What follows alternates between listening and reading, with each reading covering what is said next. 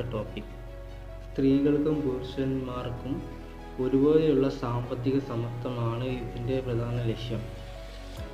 സ്ത്രീകളും പുരുഷനും ഇടയിലുള്ള അസമത്വം ഒഴിവാക്കുക എന്നതായിരുന്നു ഇതിന് പ്രധാനപ്പെട്ട മറ്റൊരു ലക്ഷ്യം.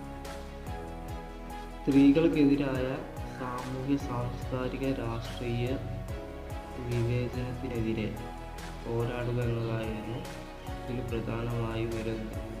ഇത് യൂറോപ്പിലും അമേരിക്കയിലുമാണ് ആദ്യം ഉയർന്നു വന്നത്.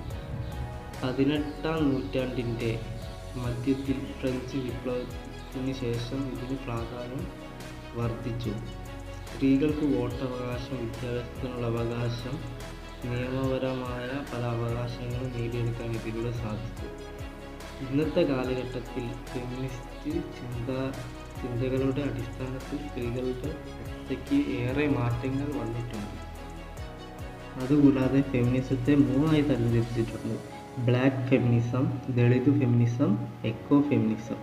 ആദ്യം ബ്ലാക്ക് ഫെമിനിസത്തെ കുറിച്ച് കുറച്ച് കാര്യങ്ങൾ പറയാം. പാശ്ചാത്യ ഫെമിനിസത്തിനെതിരെ യൂറോപ്പിൽ ഉയർന്നു വന്നതാണിത്. അതുകൂടാതെ ലിംഗവിവേചനത്തിൽ ശ്രദ്ധ കേന്ദ്രീകരിച്ച ഒരു പ്രസ്ഥാനമാണിത്. ആഫ്രിക്കോ ഫെമിനിസം എന്നും ഇതിൻ്റെ പേരുണ്ട്. കറുത്ത വർഗ്ഗക്കാരായ സ്ത്രീകളുടെ ഉയർച്ചയ്ക്ക് വേണ്ടിയിട്ടാണ് ഇത് പ്രവർത്തിച്ചു തുടങ്ങിയത്. ഇത് കൂടുതലായി കണ്ടുവന്നത് ആഫ്രിക്കയിൽ, അമേരിക്കയിൽ അവർ അനുഭവിച്ച പല ബുദ്ധിമുട്ടുകളിൽ ഉയർന്നു വന്ന സംഭവമാണിത്. ഇതിൽ പ്രധാന വ്യക്തിയായിരുന്നു സോജോർണർ ട്രോ. വെളുത്ത വർഗ്ഗക്കാരായ സ്ത്രീകൾക്ക് ഫെമിനിസ്റ്റ് സ്ഥാനം തങ്ങളുടേതാണെന്ന് അവർ വാദിച്ചു. കറുത്ത വർഗ്ഗക്കാരായവരെ അകറ്റി നിർത്തുന്ന രീതിയായിരുന്നു കണ്ടിരുന്നത്. ഇതിനെതിരെയാണ് ഇവർ ശബ്ദം ഉയർത്തിയത്. ദളിത് ഫെമിനിസമാണ്. 1980-90കളിൽ ഇന്ത്യയിൽ ഉയർന്നു വന്നതാണിത്. അന്നത്തെ കാലത്ത് ബ്രാഹ്മണത്വം അങ്ങനെ പല കാര്യങ്ങളും നിലനിൽക്കുന്നു. ആ സമയത്ത് സ്ത്രീകളോട് അവർ വളരെ മോശമായ രീതിയിലായിരുന്നു പെരുമാറുന്നത്. അത് അവരുടെ കുലത്തിൽപ്പെട്ട സ്ത്രീകളോട് ലൈംഗിക ചൊവ്വയോടെ പെരുമാറുന്ന രീതിയായിരുന്നു കണ്ടുവന്നിരുന്നത്.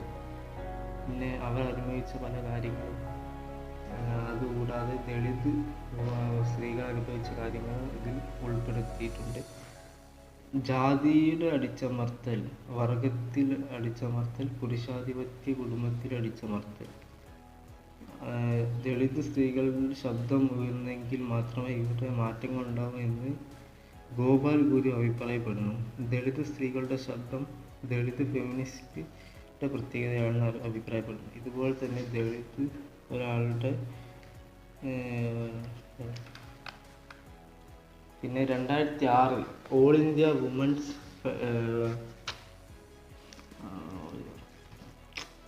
അടുത്തത് എക്കോ ഫെമിനിസം. എക്കോ ഫെമിനിസം എന്ന പദം ആദ്യമായി ഉയർന്നു വന്നത് 1924 പ്രകൃതിയുമായി സ്ത്രീകൾക്ക് ബന്ധമുണ്ട് എന്നതാണ് ഇതിൽ കുറിച്ച് പറയുന്നത്. പ്രകൃതിയുമായി സ്ത്രീകൾക്ക് ദൃഢവും ഏറ്റവും കൂടുതൽ അടുത്തവുമായ ബന്ധമുണ്ട്. സ്ത്രീകളുടെ പ്രത്യുൽപാദന കഴിവും ഇതുമായി ബന്ധപ്പെട്ടിരിക്കുമെന്ന് ഇതിൽ പറയുന്നു.